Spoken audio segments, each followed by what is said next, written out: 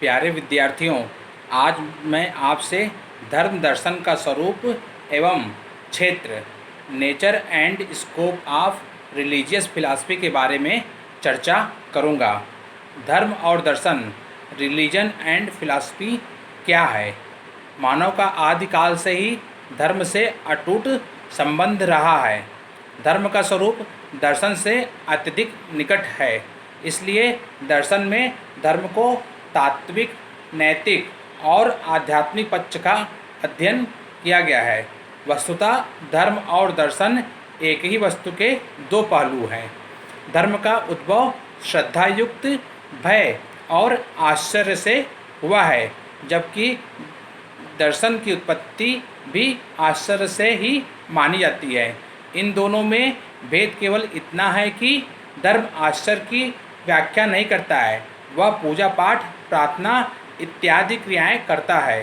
धर्म का उद्भव आश्चर्य से तो हुआ है, किंतु वह उस आश्चर्य की बौद्धिक व्याख्या करता है। धार्मिक भावना, धार्मिक क्रिया, धार्मिक चेतना में निहित तत्वों की मीमांसा ही धर्म दर्शन कहलाता है। अतः धर्म दर्शन धर्म के अध्ययन की एक विधि है, जिसमें धर्म का दार्शनिक दृष्टि से तार्किक और बौद्धिक विवेचन किया जाता है।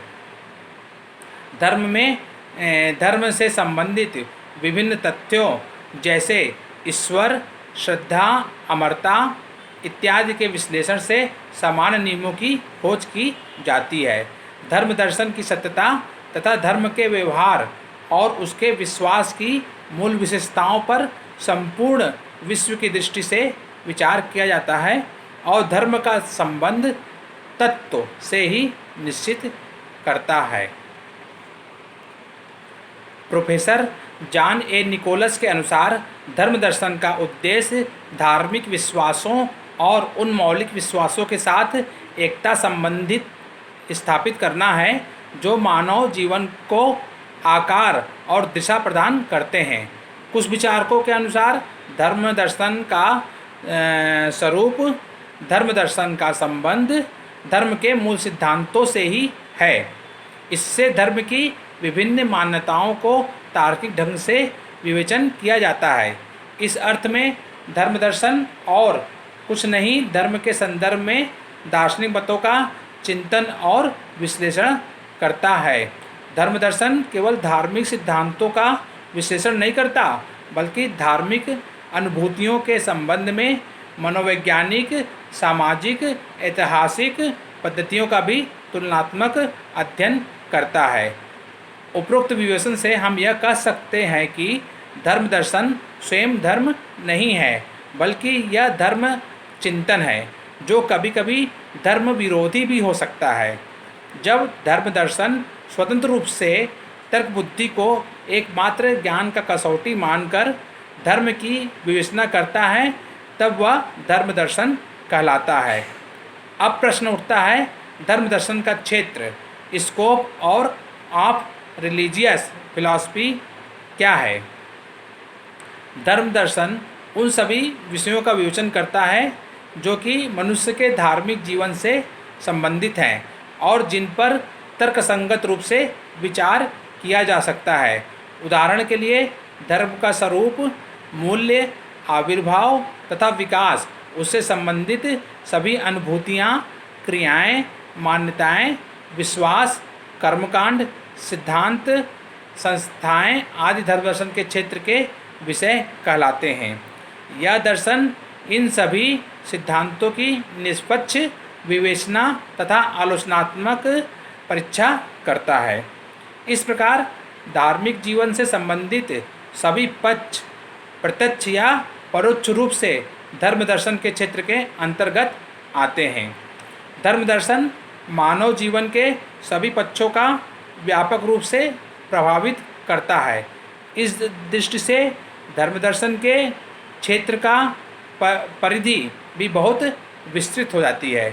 धर्म दर्शन के अनेक महत्वपूर्ण विषय होते हैं, जैसे धर्म का स्वरूप क्या है, मनुष्य के व्यक्तिगत सामाजिक जीवन में इसकी क्या भूमिका है, प्राचीन काल से ही वर्तमान युग तक मनुष्य जिन धार्मिक मान्यताओं, विश्वासों, कर्मकांडों तथा सिद्धांतों को स्वीकार करता है आया है, वे कहाँ तक सत्य और तर्कसंगत हैं। ईश्वर क्या है?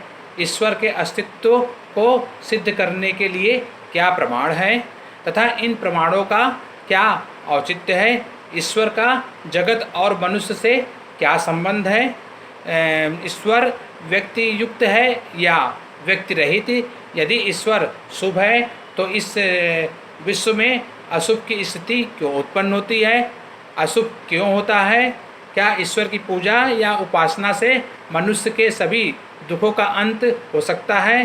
क्या आत्मा नामक किसी ऐसी वस्तु का अस्तित्व है जो शरीर को नष्ट होने जाने के बाद कहाँ जाती है? यदि है तो इसका स्वरूप क्या है? आत्मा की अमरता के क्या प्रमाण हैं? धर्म और नैतिकता में क्या संबंध है? मोक्ष क्या है? श्रद्धा, तर्क बुद्धि एवं श्रुति का क्या अर्थ है? आदि के समुचित प्रश्नों का उत्तर धर्म दर्शन देने का प्रयास करता है। इसके अतिरिक्त धर्म दर्शन से संबंधित इतिहास, मनोविज्ञान तथा समाजशास्त्र के तत्वों का भी अध्ययन किया जाता है। उदाहरण के लिए धर्म विषयक इतिहास से वह जान सकता है कि धर्म की उत्पत्ति और उसके विकास के मूल कारण क्या थे। विभिन्न युगों में धर्म ने मानव समाज को किस प्रकार प्रभावित किया। ये ऐतिहासिक तथ्य धर्म दार्शनिक के लिए धर्म के निष्पक्ष मूल्यांकन में बहुत सहायक सिद्ध होते हैं। इसी प्रकार धर्म संबंधी मनोविज्ञान से धर्म दार्शनिक यह जान सकता है कि धार्मिक अनुभूति का स्वरूप क्या है और इसका मानव के व्यवहार पर क्या प्रभाव पड़ता है। धर्म संबंधी समाजशास्त्र की सहायता से धर्म दार्शनिक को मनुष्य के सामाजिक जीवन में धर्म की भूमिका समझने में पर्याप्त सहायता प्राप्त होता है।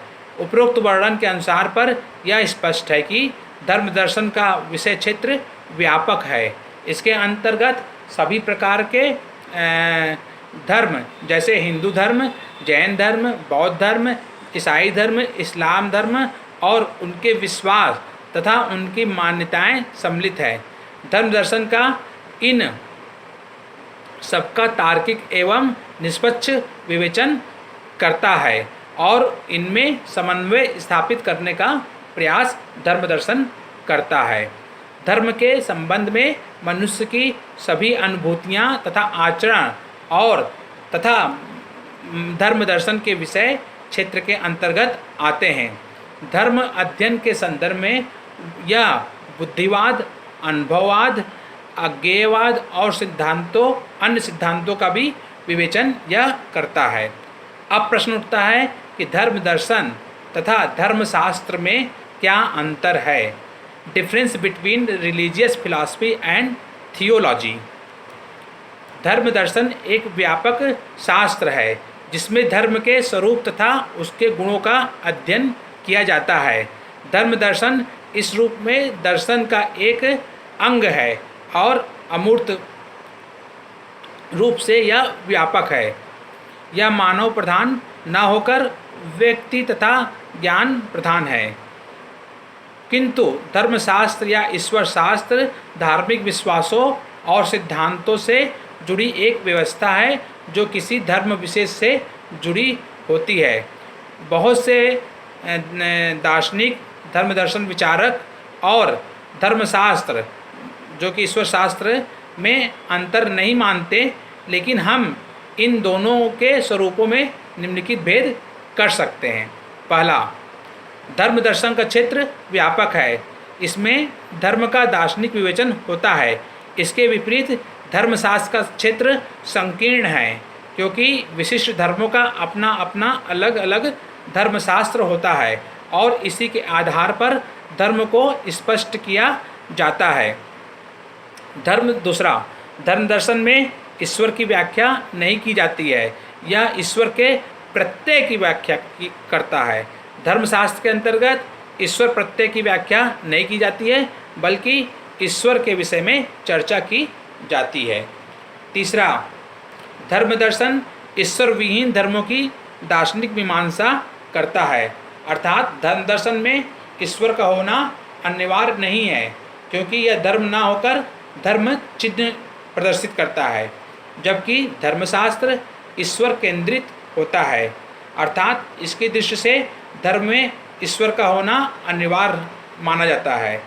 ईश्वर के बिना धर्मशास्त्र संभव नहीं है। चौथा, धर्म दर्शन में धार्मिक चिंतन का आधार बुद्धि तथा तर्क को माना जाता है, जबकि धर्मशास्त्र में श्रुति, स्मृति और परंपरा, विश्वास और श्रद्धा का महत्वपूर्ण स्थान दिया जाता है। धर्म दर्शन के अंतर्गत जो कुछ भी चर्चा का विषय होता है, उसकी आलोचनात्मक व्याख्या के माध्यम से सत्य तक पहुंचने का प्रयास किया जाता है, जबकि धर्मशास्त्र के अंतर्गत अपने धर्म में की गई बात को यथावत स्वीकार कर लिया जाता है। धर्म का स्वरूप तथा लक्ष्य व्यवहारिक नहीं है, वह धार्मिक अनुभव की स्वतंत्रता एवं स्वतंत्र रूप से व्याख्या एवं आलोचना करता है। वह किसी विशेष धर्म के अनुयायियों के लिए धर्म का विवेचन नहीं करता और न ही विशेष धर्म की श्रद्धा पर आधारित होता है। इसके विपरीत धर्मशास्त्र का लक्ष्य व्यवहारिक है, वह धर्म का प्रचार और समर्थन करता है तथा धार्मिक मूल्यों का संरक्षण भी करता है। उस धर्म के समर्थकों का उससे कल्याण होता है। वह श्रुतियों का समर्थन करके उसमें आस्था और विश्वास को प्रकट करता है। छठवां, धर्म दर्शन धर्म की रहस्यात्मकता को तार्किक ढंग से प्रकट करने का प्रयास करता है।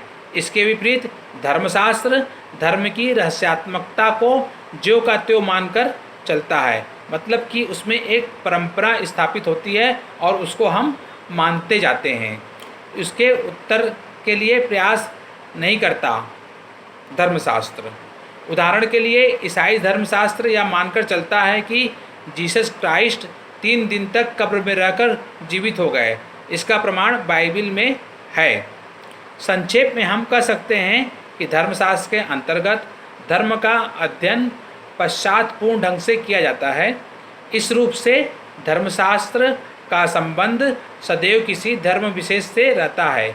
इसके विपरीत धर्म के सभी धर्मों में समान सिद्धांतों की खोज करता है और उसमें आपस में संबंध स्थापित करता है। वस्तुतः इन सब तथ्यों के आधार पर यह नहीं मान लिया जाना चाहिए कि दोनों में परंपरा या परस्पर विरोध है। यह सत्य है कि धर्म दर्शन बुद्धि पर जोर देता है, तर्क पर जोर देता है और धर्मशास्त्र विश्वास पर। वस्तुतः दोनों एक दूसरे के पूरक हैं। बुद्धि में सदैव विश्वास का अंश रहता है और विश्वास किसी न किसी रूप में बौद्धिक होता है। इस रूप में धर्म दर्शन और धर्मशास्त्र में केवल परिमाण का अंतर है, अर्थात धर्म दर्शन में बौद्धिकता अधिक है और धर्मशास्त्र में विश्वास अधिक है।